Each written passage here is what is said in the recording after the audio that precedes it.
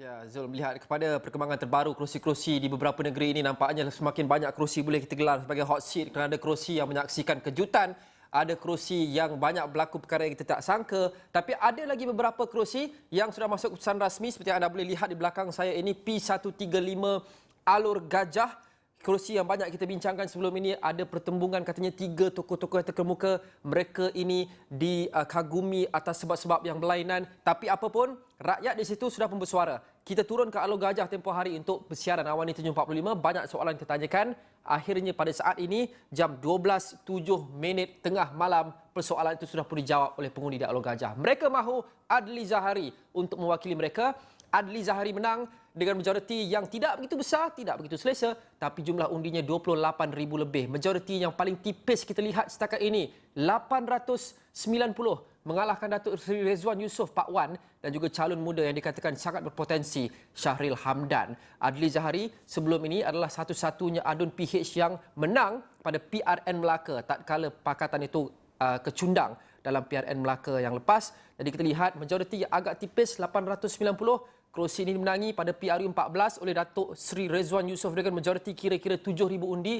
Tiket Pakatan Harapan pada ketika itu, Pakatan Harapan juga menang di sini pada PRU 15 tapi dengan wajah baru. YB Adli Zahari 890 majoriti, paling sikit kita lihat setakat ini di kawasan yang berjumlah 73,000 pengundi. Dan kita pergi pula ke sebelahnya, negeri sebelah di Tampin, kita lihat ada keputusan rasmi juga P133. Tampin dimenangi oleh Barisan Nasional Muhammad Esa muncul juara di sini dengan hanya majoriti yang agak tipis juga. Jumlah undinya 23,283, majoriti 1,276, mengalahkan 3 orang lagi calon termasuk daripada Pakatan Harapan dan juga Perikatan Nasional.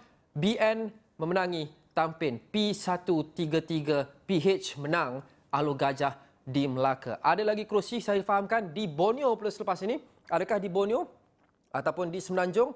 Apa kerusi yang kita sudah peroleh? Seri Gading P149 dimenangi oleh Pakatan Harapan juga. Aminul Huda Hassan memperoleh 23,242, mengalahkan calon dan juga pencabar terdekat dari Barisan Nasional Lasim Burhan dengan 19,242 undi.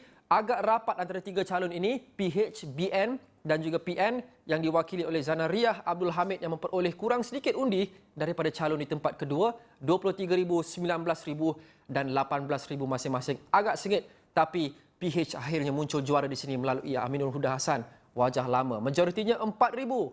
Bulat, bak kata orang, cukup-cukup ngam-ngam. P149. Satu lagi kerusi dimenangi oleh PH di Seri Gading. Difahamkan Hulu Selangor. Adakah kita ada Hulu Selangor di sini? P94. Hulu Selangor dimenangi oleh Perikatan Nasional. Satu lagi kerusi dimenangi dan dirampas oleh PN dalam satu run yang agak impresif setakat ini ya, di Semenanjung khasnya. Muhammad Hasnizan Harun 46,823 mengalahkan calon daripada Pakatan Harapan.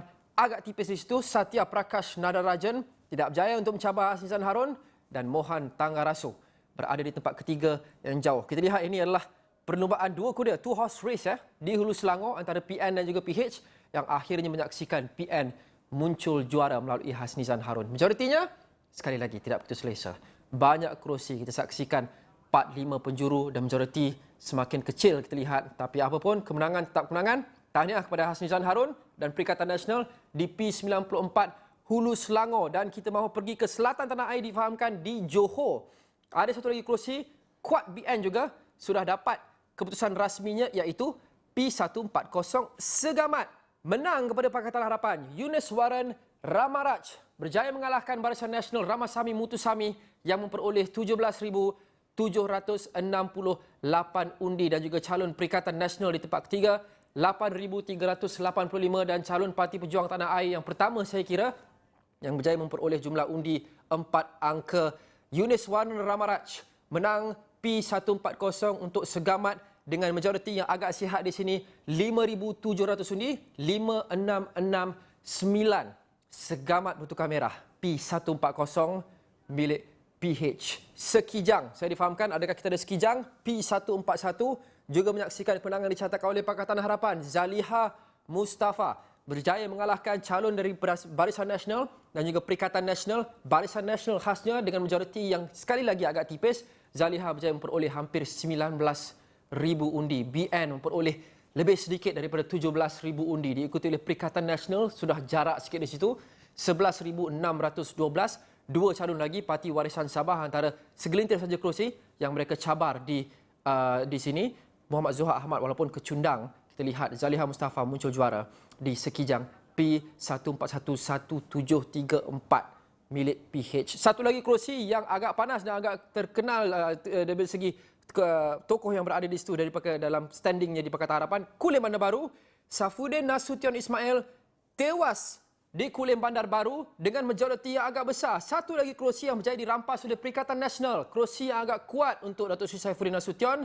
Beliau kecundang pada kali ini dengan Roslan Hashim yang memperoleh 34,469 undi. Satu lagi heavyweight yang tumpas di sini. Ini keputusan rasmi. Datuk Seri Saifuddin Nasution, Setiausaha Agung PKR sebelum ini, kalah dengan majoriti kira-kira 13,000 dan juga calon BN dan Pejuang masing-masing di tempat ketiga dan juga keempat.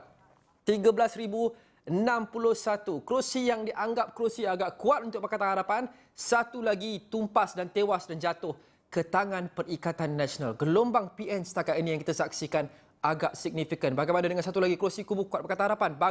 Bagan berjaya mereka kekalkan dengan selesa. Lim Guan Eng, 55,797 undi, jauh meninggalkan semua pencabarnya.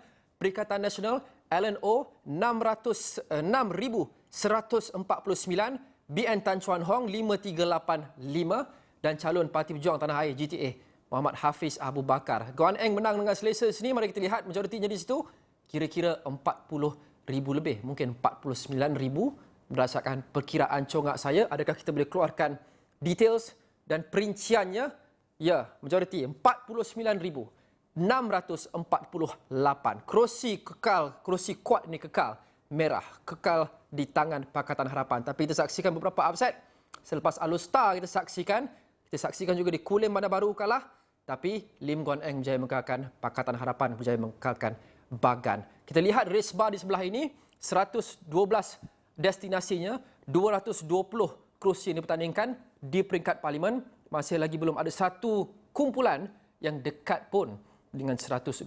Tapi agak mengagumkan prestasi daripada GPS dan juga Perikatan Nasional setakat ini. Tapi Pakatan Harapan masih lagi mendahului dengan 30 kerusi, diikuti oleh Perikatan Nasional. Mengikuti rapat, mengekori sejak tadi, hanya kurang satu kerusi, 29 saja. Kemudian GPS dan juga Barisan Nasional 14.